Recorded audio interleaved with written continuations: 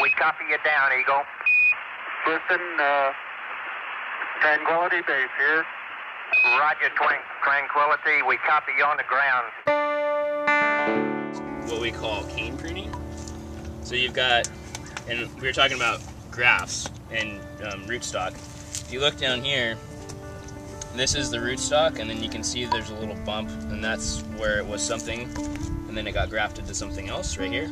And so cane pruning is where you have this, you know, the trunk comes out, and this year we've got all these canes coming down. Next year what we do is we're going to cut all these off and save maybe this one and this one, or no, this one and this one, and we'll cut that there, pull it off, and then these two will go and replace those.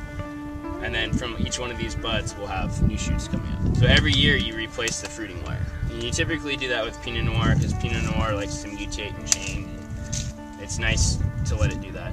But with something like Syrah, we're going to go look at its cordon. So it's just straight cordon with spur prune. So we'll go take a look at that. But it's kind of cool to see the different ways of pruning in there. So like, and then you know each one of these little guys is a bud, and then will grow next year. To the winery and run the numbers on it. I'm right now in the phase where I already know the numbers are where I want them to be. Now I'm just picking off of taste. But for educational purposes, we'll do this. So if we're going to do it this way, what I like to do is, you know, walk down a row and then come back another row. We won't do that just for time's sake. We'll just walk down a row and come back. But you kind of ping pong back and forth, and you go to one side and you pick a cluster, you go to another side and pick a cluster. And what you don't want to do is, let's say you have to pick 5 clusters, you don't want to pick them all from the same vine. Because what you were trying to do is statistically get a number like, you know, usually 50 is a good number to, you know, it's statistically average. So if everybody picks 5 clusters, we're not at 50, but there's definitely more than 50 berries, so you kind of know where you're at. And the best thing about our vineyard is it's all sand and it's all uniform. There's no undulating hills, there's no different substrates in the soil, it's all sand. So like, you can be pretty sure that more or less you have consistency from one end of the vineyard to the other. The other type of sampling, which I encourage you guys to do while we do this, is to walk down, you know, pick a cluster, taste a couple berries off a couple different clusters, pick another cluster. That's what I like to do. I like to walk down and actually pick berries and taste them. And you can definitely see where they're at. And over like a 4 or 5 week span in your head, you kind of know like, okay, it was here, now it's here. And, you know, and we'll walk through and taste some berries, and I'll kind of explain to you what I'm looking for, both positive and negative, what I want to go away and what's good that's there. So there's several characteristics of like the grapevine or the grapeberry when it's being ripe, and one of them is to have a brown seed. When there's a brown lignified seed, you know it's ripe. When that snot's not there anymore, you know that it's ripe. So those are 2 kind of precursors you look for. The other is, Syrah doesn't do it, but Pinot Noir will start the berry will start to dimple. It'll look like a golf ball. And you know, like, okay, it's ready to go at that point. But these are very, very close. Like, these will be picked probably next week. So as you go through and you're tasting berries, if you feel like it, you can, you know, spit the seed out and see what color it is, see if it's by itself, or if there's like a big lobe on it, you know, of grape juice. So the ripe is the brown?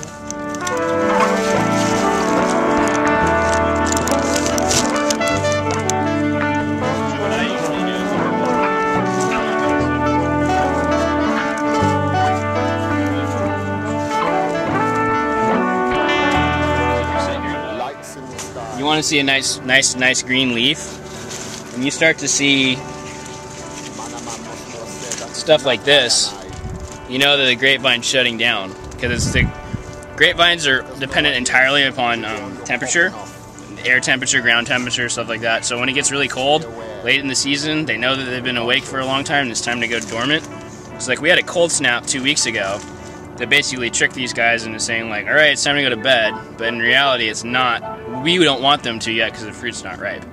So Syrah is always a struggle. Once you start seeing leaves like this, you're not ripening fruit, you're desiccating. The water's leaving the berry because of the sun, like a raisin, versus the grapevine actually getting it ripe. So this is another thing we look for when we pick. If I see any more of this, it's time to pick. So it just, you know, I think it takes 5 leaves to ripen a cluster. So if you look at this vine right here, there aren't 5 green leaves per shoot, you know. So. We watered this 2 days ago. Wow. And you can see, I mean, it's kind of wet. Right. but I mean, it's sand. You know, how fast can water percolate through sand? And that's a really good thing, I think, for the vineyard. Like, you know, I used to work at Sea Smoke, and, you know, I had a roommate work at Fiddlehead, and the soils over there are just these heavy, gnarly clay soils. So when it rains, that water doesn't go anywhere. It stays there. Two problems with that. Problem number one is you can't get a tractor in to pick because it'll get stuck. God. Problem number two, the water is staying there and the grapevine's just taking it up and growing. So here, you know, you want to stress your grapevines out because stress equals flavor in the grapevine. We can talk about that more in depth if you want to, but it's pretty geeky. But, you know, stress is good. Too much stress is bad.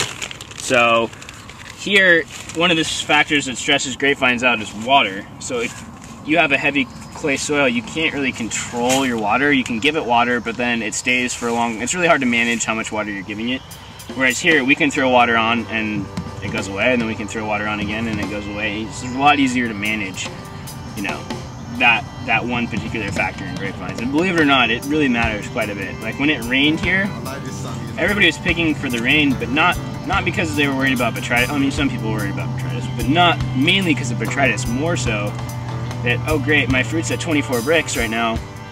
It rains, it's going to get knocked back to 22, and then I'm going to have to wait another 3 or 4 weeks to pick it. Right. So it's kind of like, you know, pick it soon. And here we don't normally really have that problem. Like,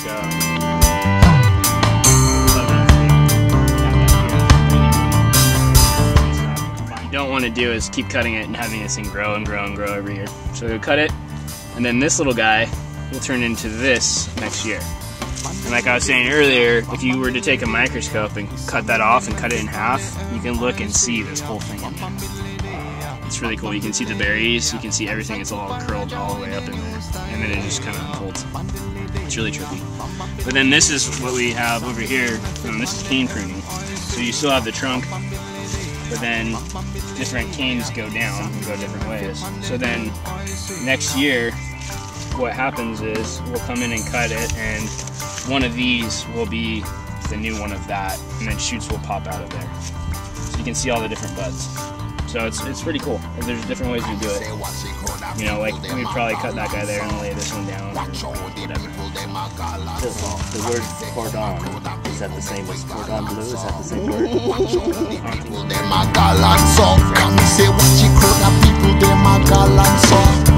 Watch out the people, them a gallant so. Come see look the crowd of people, them a gallant so. Watch out the people, them a gallant so.